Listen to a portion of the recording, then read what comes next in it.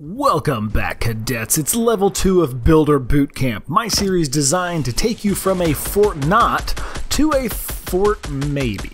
Because let's be honest, just watching a video doesn't magically inject your veins with pro sauce, but it can show you the things that you need to practice. That's what it boils down to. Learn how to do certain things in this series and then go put in the time practicing them. That's the only surefire road to improving your gameplay. Today's video is all about the magical world of editing your builds. So let's dive right in. Now we're not covering every little possible edit you can do, we're covering the fundamentals, which are 90% of the edits you'll ever make while playing.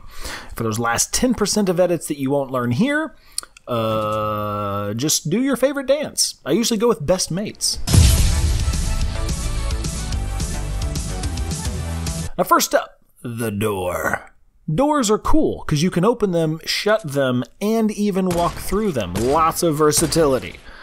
Pro tip, if you encounter a vampire in game, don't invite them in your building or else they can come and go as they please and you're totally screwed. Now to make a door, you edit the middle and lower section of any column. That's right, you can go wild and put a door in the left, right, or middle. Use this power wisely. The door is the main way you'll be exiting a blocked-in building that you've made, so get used to making these a lot. Now next up is the door's whiny little cousin, the window. Now the window is like the door except you can't go through it, so it's basically living a lie.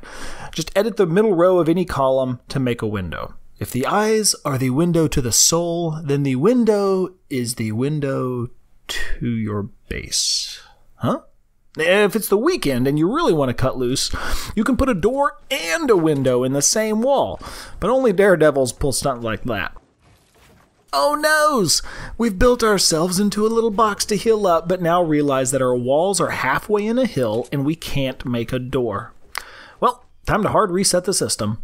Or, as an alternative, you can quickly edit the top 3 blocks of the wall and it will open up so that you can easily hop out. Now, I actually find myself using this edit a lot more than you might think, so it's worth memorizing this one early on. Now, if you think about it, a floor or a ceiling is what it is based on which side of it you're on. Mind blown. Edit out 1, 2, or even 3 panels of a floor or ceiling to open it up. Whether you're hopping through it or wanting to get a shot off on a baddie on the other side, this is a useful one to practice. Now this next one gets a little crazy, but stick with me. You can pull out your building shapes in the loading lobby. Now if you edit them a certain way here, that is how they will default to later on in the actual round. And this doesn't make sense for most edits, but if you're on console where you have to cycle through your build types, there's a trick here that can help you build faster. If you pull up the weird little dome thing that isn't that useful, in my opinion, you can edit the 2 tiles farthest away from you, and it will turn it into a ramp. Big deal, right? Don't you already have a ramp? Well, if you remember from video 1, one of the most important things about building ramps is getting #pants on ramps. This requires you to cycle between the ramp piece and the wall piece. Now normally those are 2 button presses away from each other because you have to cycle back and forth. But if you use this newly modified ramp instead, you can quickly cycle back and forth with just 1 button press. And you'll be that much faster at getting those structures up and getting back in the fight. Doesn't seem like much, but it really can make a difference.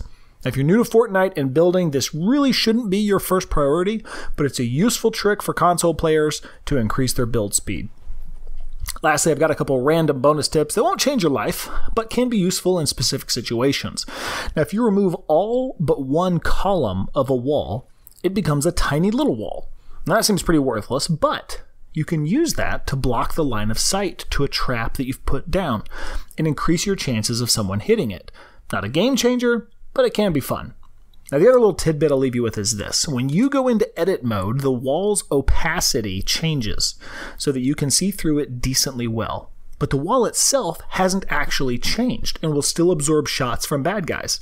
So if you really want to peek out the other side, but are worried you'll get sniped if you look over the top, just go into edit mode on that wall, take a quick look through it, and then exit edit mode. The wall stays unchanged, no one else knows that's happened, but you've gathered valuable intel about the space around you. Congratulations, soldier, you've graduated from level 2 of Builder Bootcamp, and are one step closer to not getting completely wrecked every single time you play Fortnite. Now, if you haven't yet subscribed to this channel, then what the heck are you doing? because I'll be dropping level 3 of Builder Bootcamp here soon, where I'll be going into some more advanced build strategies to, pun intended, build on things we've already covered. Nailed it. Now, the fastest way for you to improve, I'll say it again, is to get out there and lose a lot while you force yourself to practice these tips and engage in more battles. You can hide in bushes and survive a little longer, but you'll never improve. And plus, that's super lame. So, as always, thanks so much for tuning in, and I'll see you on the battlefield.